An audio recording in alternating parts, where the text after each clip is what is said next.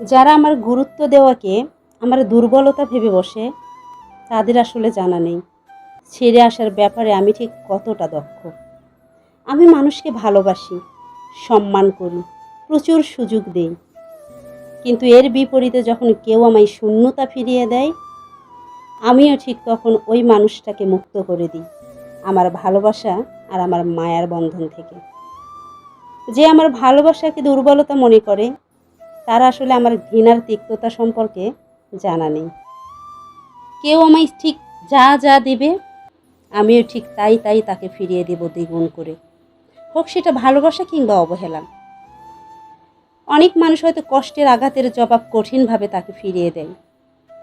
আমি এতটা নিষ্ঠুর হতে পারিনি, তাই নীরবে নিভৃতে চলে এসেছি তোমার কাছ থেকে।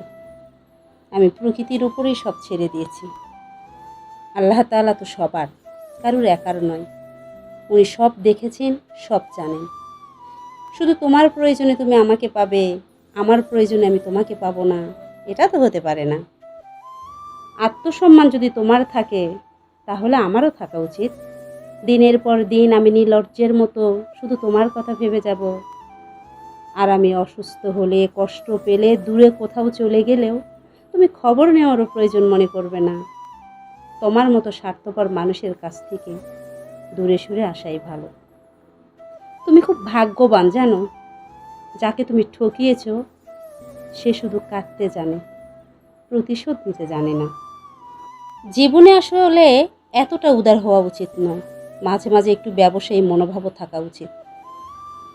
কেউ ঠিক যতটুকুই দেবে ততটুকুই ফিরিয়ে দেওয়া উচিত, তার বেশি নয়।